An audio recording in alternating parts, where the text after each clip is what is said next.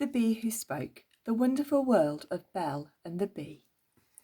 Once upon a time, in the great city of Paris, near Rue Saint-Rustique in the 18th arrondissement, there lived a girl named Belle. Belle loved the city and the city loved her. She knew its alleys and avenues, its rhythms, noises, colours and people by heart. She knew that Monsieur Talgard opened his bakery every morning at 7, Madame Babignon watered her sunflowers at 8, and the bells of the Sacré-Cœur marked 9 o'clock, a full minute after all the other city bells. But much as Belle loved the city and the city loved her, there was a small piece of her heart in another place altogether. Every year around this time, as the days grew longer, the weather warmer, and ice-cold lemonade became a priority, Belle and her parents would make a very special journey. Belle's trip required careful preparation. For days beforehand, she packed and repacked her bag with her most treasured possessions. 1 penknife, a gift from her father. 5 pencils, each sharpened to a point. 1 magnifying glass, polished to a shine. 1 new camera, saved up for and bought. She added a croissant for emergencies, and last but not least, a brand new journal. If you were to ask anyone in Montmartre about Belle, they would say, "Ah, Belle sees it all." So she did, and it was all recorded in her journals. After a long journey spent singing songs and playing memory games, they finally arrived at her grandparents' house. Belle was bursting with impatience. Every year Belle's grandfather would work all winter on a gift for her. When she was very small, he gave her a hobby horse. When a little older, a tree house. Then last year, a beautiful easel. This year her present was something very special indeed.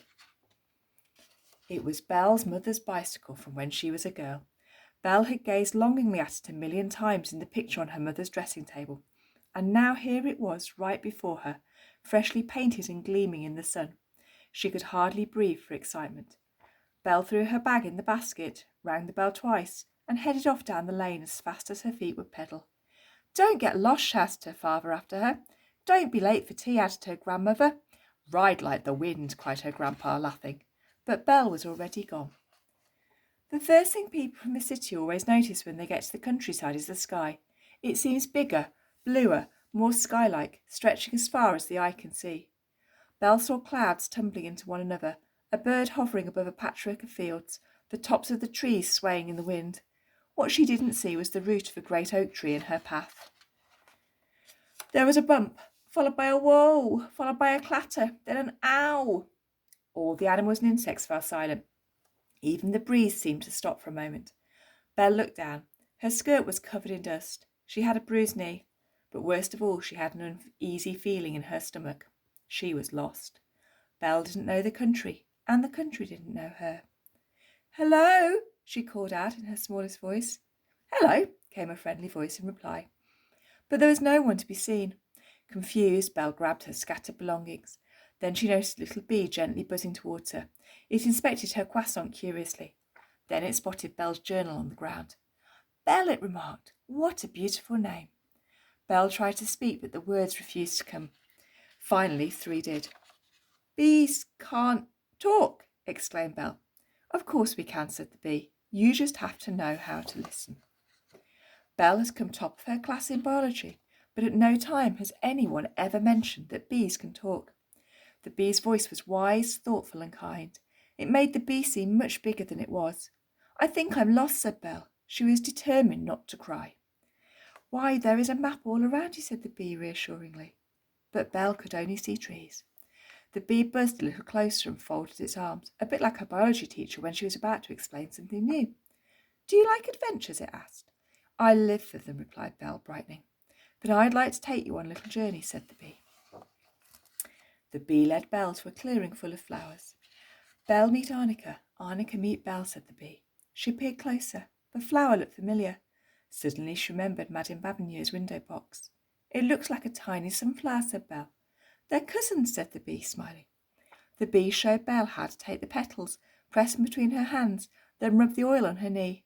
At once the ache began to fade. Belle's eyes widened in astonishment. "That's nature," finished the bee. "Come, I have some more friends I'd like you to meet." The bee knew everyone, and everyone knew the bee. "What a busy place," said Belle as they stopped to let an army of ants pass on the forest floor. "In nature we all have a job to do," said the bee. "What's yours?" asked Belle, as they arrived at a particularly tall tree. Ah, said the bee, puffing with pride, nature gave us the most important job of all. We help everything grow, said the bee. If there was no buzz, there would be no oranges for your orange juice, no strawberries for your jam, none of the delicious things. Belle agreed that this would make for a very dull breakfast. We visit the plants and the bushes and the trees and carry their precious pollen from one flower to another, said the bee. That's how nature makes new plants and flowers.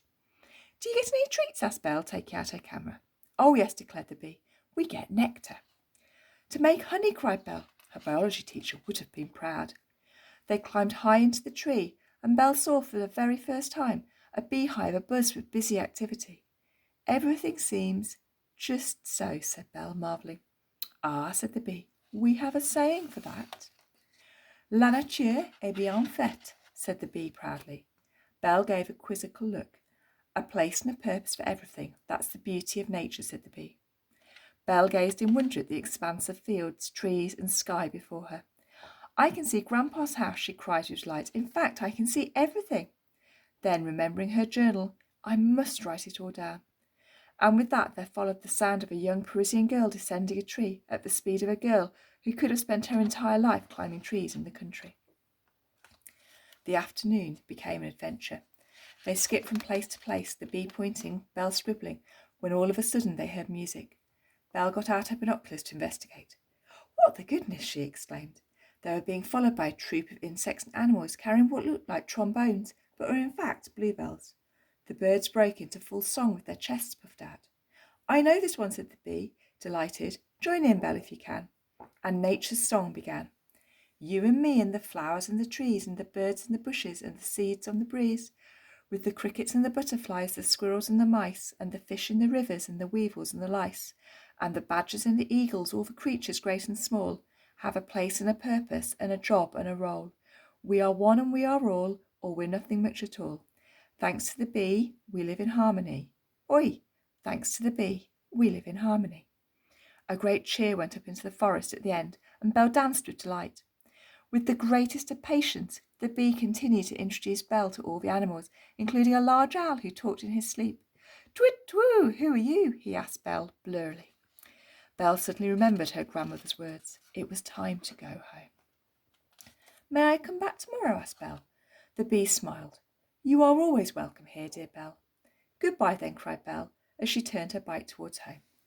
And all at once the insects and the birds and the animals stopped what they were doing and waved goodbye in a great chorus to their new friend. That summer was the best of Belle's life.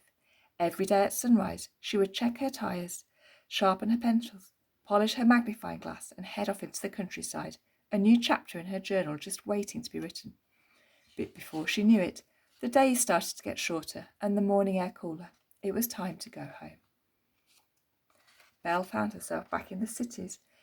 Its alleys and avenues, rhythms, noises, and colours greeted her like old friends. Belle now knew the country, and the country knew her.